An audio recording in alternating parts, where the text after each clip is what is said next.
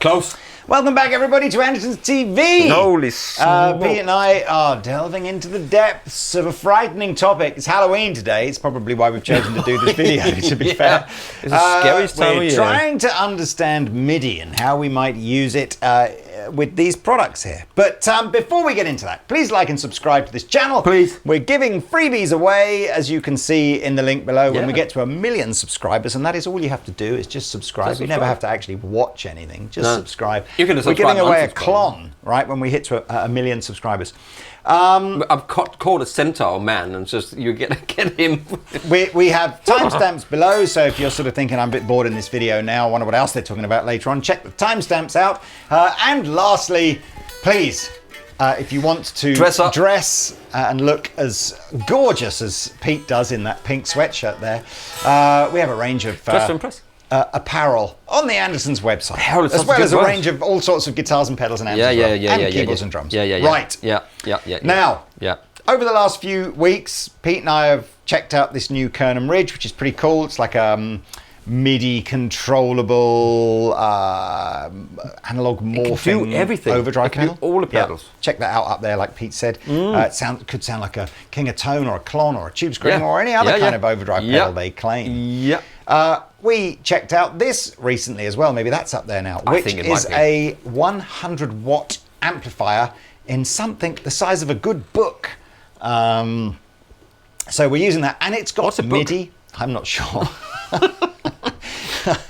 And then we've got a Plethora X3, which we also videoed a few months ago, but that is a all of and he said Tone Cities. They're all of TC's tone prints. Oh God, there's a lot of cheese in their digital effects all in one. And it's really affordable and really easy to use. Yeah. And the one thing that these three things have in common is MIDI. Or M1D1, as a customer said to me many years ago and threw me. So, excuse me, what have you got M1D1 in stock? Fantastic. Anyway. Fantastic. That's fun. We should do a t-shirt that says M1D1. So we looked through the various MIDI controllers that Andertons had in stock, and there are many, from tiny weeny ones with 2 buttons on them to enormous ones with all sorts of loopers in them as well. Expensive. But yeah, we took this X-Sonic Airstep, which was one of the more affordable ones, and what we liked about this a lot was it has an app with it that, I have to be honest with you, made doing the various MIDI setup that you have to do for a device like this unbelievably simple. Instead of 10 hours, it took 4 hours. MIDI is not the simplest thing ever.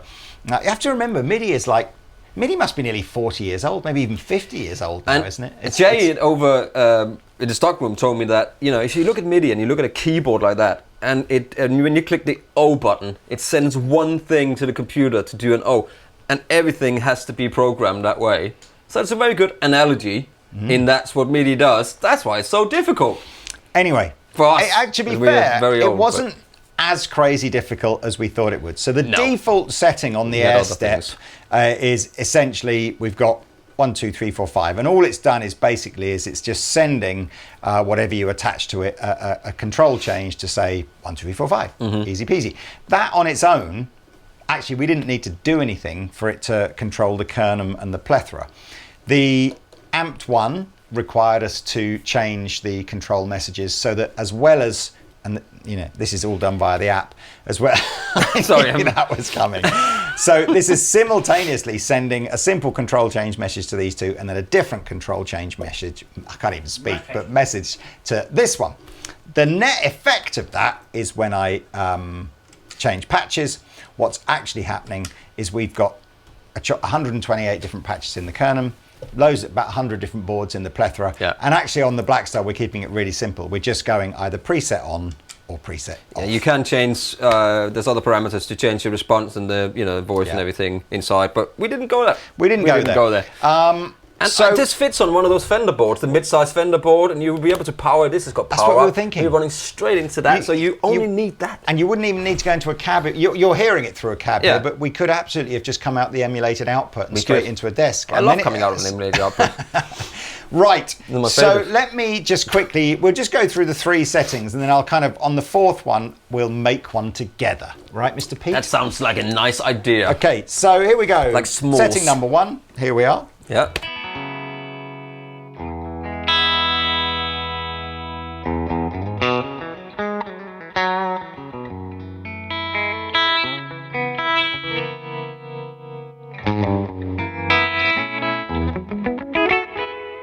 So this is what I quite liked about this, is it's sort of, it's a hybrid of Midi and still using the foot switches available. So what the Midi has done is chosen this board of reverb, delay and tremolo. It's chosen a preset from the Kernom, but I can just override those. So I don't have to have the Kernom on.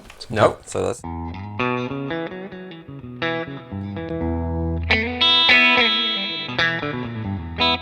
And we intentionally just used the Kernom as like a fattening, boosty type thing rather than a drive. Yeah, because you can make that anything. I could turn the tremolo on here.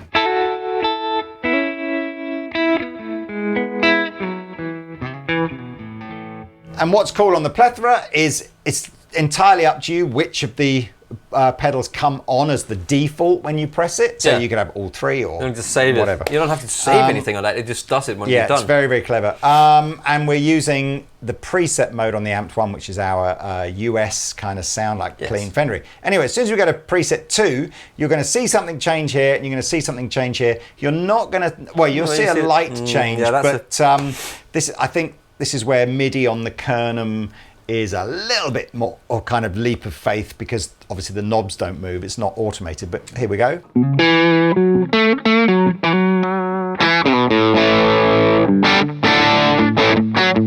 Nice. So less reverb, because we've changed patch here, more drive from the Kernom, and a slightly different voiced sound on the Amped 1. We're not using the reverb in that, just saying we are running that into the effects loop of this as well. So you get that. And then number 3 goes, I believe, back to the preset. It's a different board again, and much more overdrive from the Kernom.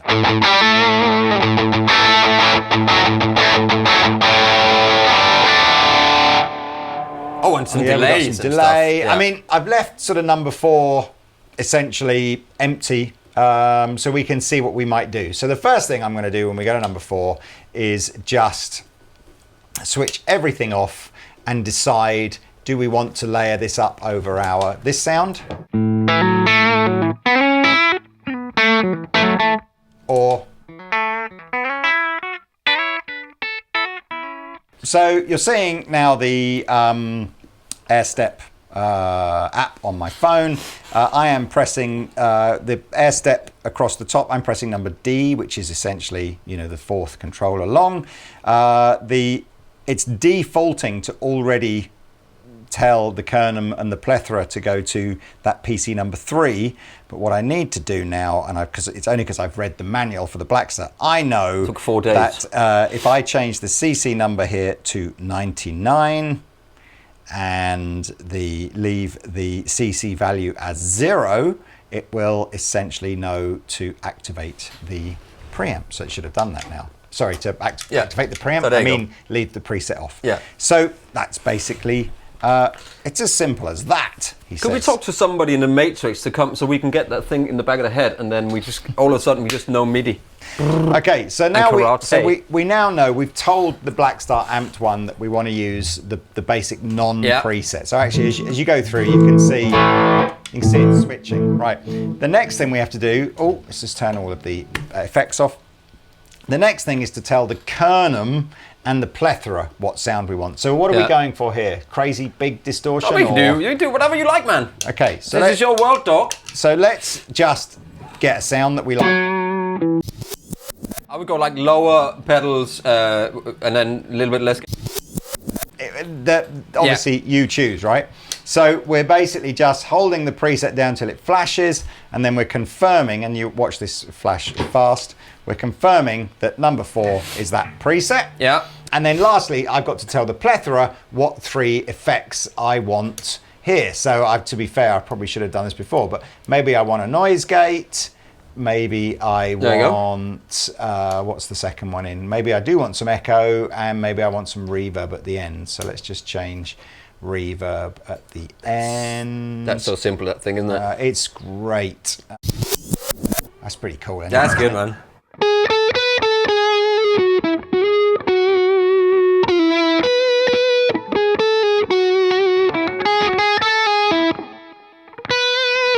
Now, what I like most about the Plethora is actually it just remembers all that anyway as soon as you come out of the play mode. So that's kind of cool. And it's going to remember to switch all 3 on. So what should now happen is I've got 4 presets in here now. I mean, again, half of me is like, the sounds we've chosen is just basically to show you how to do it as opposed to things that we think sounds amazing. Yeah. But yeah, so we got clean.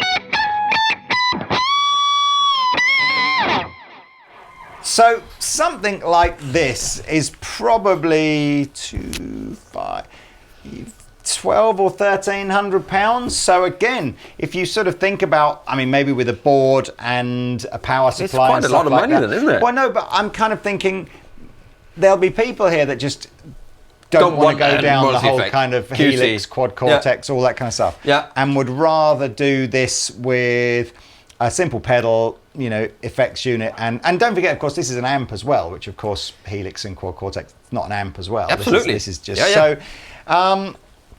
And it's very compact, and I just thought it's interesting. We could, of course, have used a more sophisticated MIDI switcher with loops in it, and then started to add more pedals in and stuff like that, and that would have worked as well. But you've got all the switches on these, so if you do want to switch it off or whatever, you can just do that. Yeah, I mean, again, we didn't say, you know, you've got lots and lots of functions and options here. Yeah. But I thought that was interesting. I thought that was interesting. Yeah. So you know, what would you rather buy?